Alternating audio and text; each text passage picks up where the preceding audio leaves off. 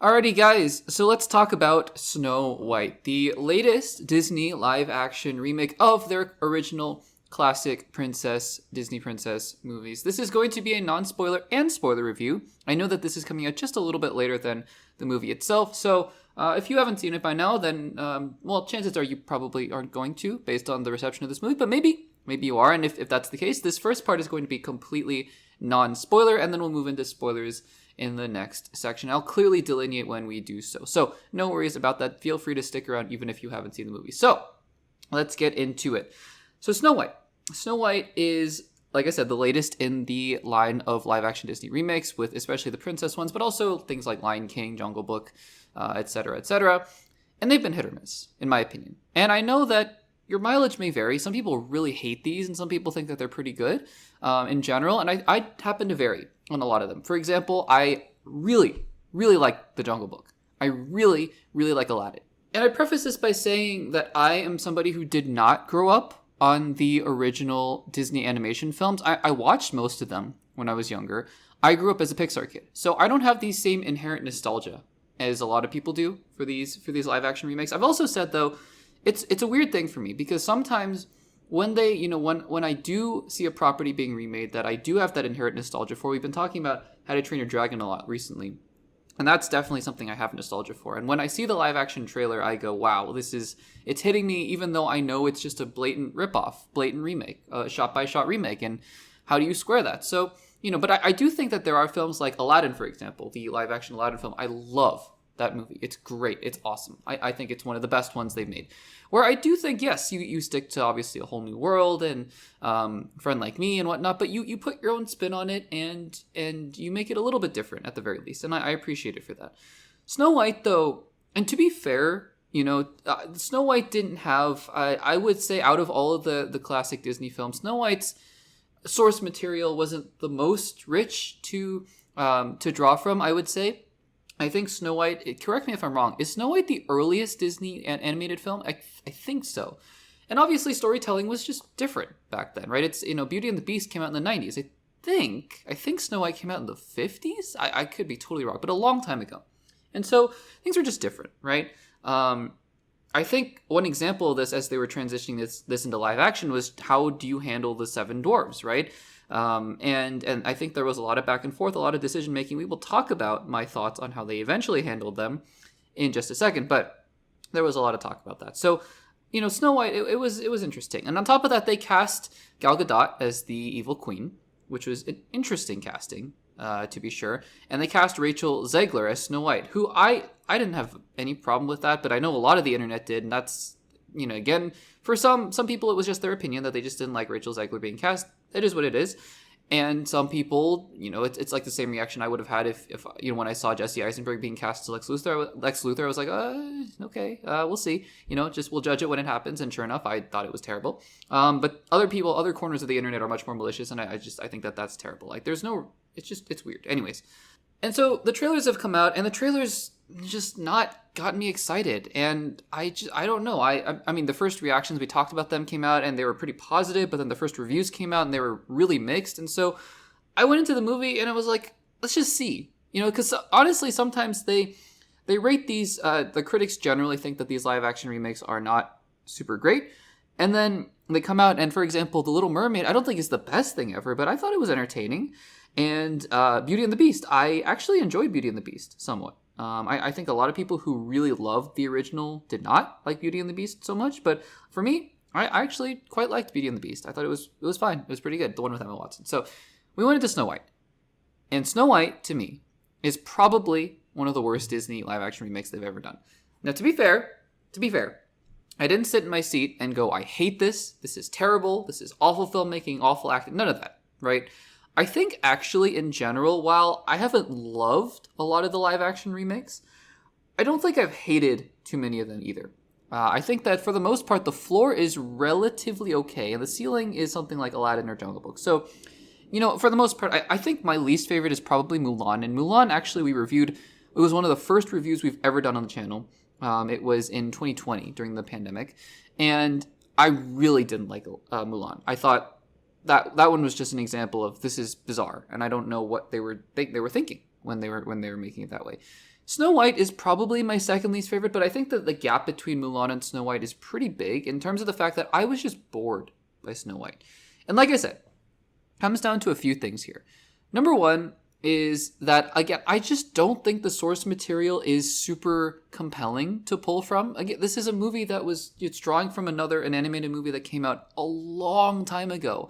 Storytelling sensibilities have changed. And, you could have taken the route of completely redoing it and adapting it. In fact, other studios have done that. Snow White and the Huntsman was an example of that. So Disney decided, no, we're going to kind of stick to the same general formula of we're going to, pretty much stick to the story and maybe change a few things here and there, add a song here or there.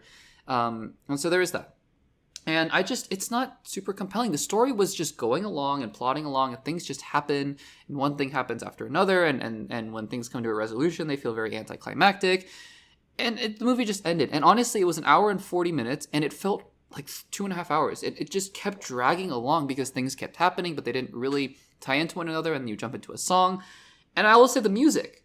I know that some of the music is from the original movie. I believe so, right? I haven't seen the original movie, if ever, for a long time. And I think some of the songs are new. And that's usually how they do the remakes. The songs were just random and, kept popping in here and there. And it just felt like, okay, we're moving from song to song, and then we're just kind of going along. Kind of similar to the experience I had watching Emilia Paris, a very different movie, by the way. But when the music happened, I was like, oh, okay, music is happening. Unlike a movie like Wicked, where the songs really drove the story forward, drove the narrative forward. So it's an interesting thing. In terms of the acting, I think Rachel Zegler has the voice of an angel. I think she was phenomenal in West Side Story, and her singing ability is next to none. I mean, she is right up there to me in terms of, in movie musicals, at least in terms of Ariana Grande and Cynthia Erivo. Like, she's right there, right? Her voice is beautiful. She wasn't given the best material, in my opinion, in Snow White. The dialogue for her, it was this weird mix of trying to keep to that original style, that almost sing-songy kind of way that, some of the Disney princesses talk in the animated films. And I feel weird about this because I love her in West Side Story. She was an amazing Maria. But ever since then, everything I've seen her in, and I haven't seen everything that she's done, to be fair, like Y2K or the other films, or the Hunger Games, to be fair. And I heard she was pretty good in the Hunger Games. But the two films, Shazam! Fury of the Gods and now Snow White, I've looked at it and gone, they just haven't given her the best material. And I don't know if it's just the choice of film and whatnot, but and again, she's a young and up and coming actress, and so I'm sure she'll have her choice of great movies to pick from. So I thought she was fine as Snow White. Nothing really memorable, but again, her voice is spectacular. The guy who plays the prince, though, because it's a movie. I mean, not about the romance necessarily, but it is a part of the story. Obviously, if you know Snow White, I thought the prince and Snow White had zero chemistry, and whoever was playing the prince, I don't know the actor. I looked him up, and I honestly already forget his name. It was like a knockoff Fiyero from Wicked. He had no chemistry with Snow White. He was a very bland character, and I had nothing. I didn't care about him at all, which was really weird because, I mean, you're kind of supposed to, this part of the story really hinges on these two characters, and it's just a strange thing. Before we get to the dwarves, let's talk about Gal Gadot as the evil queen. I hate to say this again because I feel like I'm a broken record. She wasn't given the best material to work with. I mean, it's an evil queen, and it's not like I'm not asking for Thanos here. I'm not asking for us to understand everything with the evil queen. She's a very vain character, right? So there's not a whole lot to go off of here. She's okay. I mean, Gal Gadot is fine as the evil queen, and I don't know if this was the role that she was born to play. I definitely don't think it was. Also, in terms of costumes, some costumes translate much better into live action than others. For example, I don't know. I think in general, like Aladdin was really good. Beauty and the Beast was pretty good. Little Mermaid was pretty good. The costume here in for the evil queen it just didn't really work for me. It felt very fake somehow, very costumey. And I don't think that was a good thing. It's a minor nitpick in the grand scheme of things. But speaking of visuals, let's talk about the dwarves. I'll admit that, and I go into any of these movies with an open mind, and I knew what the dwarves looked like from the trailers, and I said, okay, let's try to, really, I really want to try and whatever they look like on the big screen, just try to get used to it and try to, try to like it, right? Try to just get used to it, because the more I could get used to it, the better the movie experience was for me, could be for me. And I will say, when it's just them on the screen, it does look like a bizarre video game. You know, it doesn't even look like an animated movie. It looks like a video game, but it's okay. The second they're next to anyone real, it looks so off. It looks so strange. And I just can't shake the feeling, right? After seeing Lord of the Rings in 2024, right? Rings of Power. And I don't, say what you will about the story and whatever, but just the design, or The Hobbit, right? Of how they do the dwarves.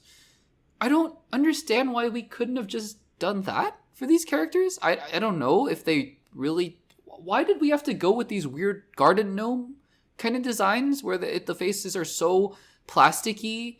And I just thought it was so strange. Again, I think the characterizations were fine, totally fine. I mean, there's some nice moments with the dwarves for sure, but the character designs are just so bizarre, and I just can't understand. And to be fair, I know there was some backstory behind the discussions of changing the designs and whatnot, and I haven't really read too much into that. So if you guys know, let me know in the comments. But the designs were just strange, and I just don't understand them. So yeah, I mean, at the end of the day, I mean, it's all visuals, and I always say visuals almost never make or break a movie, but it is distracting, I will admit. So look, at the end of the day, I think that this movie was boring and it was bland, and I don't think it's the fault of anyone in particular. Like, some people came out of the movie saying Gal Gadot was horribly miscast or Rachel Zegler was bad. I don't think any of that, really. I just think that the source material that they were pulling from kind of doomed them from the start, because if they weren't going to do anything super, super original with the movie, I just don't think that there's a whole lot to draw from Snow White. Maybe that's, blasphemous for those of you who have nostalgia for Snow White, and if you do, that's awesome. And I hope you love the movie. I thought that the movie moved very slowly, and things just kind of happened one after the other, and we're just kind of expected to get on board with certain things, like with the prince, he's not a prince, what's his name? Jonathan and Snow White, and I wasn't sold. So those are my non-spoiler thoughts on Snow White. We're going to transition into spoilers very quickly. There's really not a whole lot to talk about here, but we'll talk about them, and then we'll be on our way. So this is the spoiler section. Here we go. Yeah, I think that the whole... because the whole thing towards the end, right, of you need a true love's kiss, and that's obviously very much from the animated movie, and whatever, it's part of the source material. We're supposed to really care about the relationship between Jonathan and Snow White, and I just don't. I just never got on board with it. It was so random. He was such a bland character. The motivations for the characters were so flimsy, and I don't think that's really... Not to make excuses for the movie, but I just don't know if it's the movie's fault if you're drawing from the original movie, because they, when you're making a movie like Snow White, way long ago, nobody really cared about these kinds of things. And that's fine. It is what it is. But when you're translating it in live action, it feels glaring, right? So there's that. I like the dwarves' personalities, which is interesting and odd to say, because obviously they only have one personality trait. But I like Dopey, the whole mini story arc that they do with him and speaking and whatnot. Again, just the designs. The designs are so distracting sometimes. Not always, right? Like I said, you kind of get used to it here and there, but when they're next to people, it's so weird. It's just so strange. So yeah, there's that. And then the way that, this is the only other spoiler thing, because honestly, there's not a whole lot to spoil in this movie, but the ending with the evil queen dying was just so anticlimactic, because they're on the bridge, they're talking, and she's like, enough, and then she just kind of walks away, and then she goes into the mirror, and that's it. So again, I don't hate the movie, and maybe, I don't know, maybe if I watched the original Snow White, I might think the exact same thing. I might be like, yeah, this is really weirdly bland, and maybe that's not a popular thing to say. And again, if you like Snow White, if you love Snow White, I celebrate that. But for me, I watched this movie and I go, I just was bored for the most part, and I really wanted to like it. And for those of you who are saying, oh, he just hates these Disney live action remakes, or he hates Disney princess films or Disney animated films, remakes, I loved Aladdin. Like I said, I loved Aladdin. I like The Little Mermaid. I like Beauty and the Beast. I like Tangled. It's not the genre, it's not the remake, it's just, I think this particular film just didn't really land with me. So guys, those are my thoughts on the new 2025 Disney live action Snow White. What did you think about it? If you've seen it, if you haven't, is this a film that you're going to look forward to watching on Disney Plus, or maybe you'll skip out on this one? Let me know in the comments down below.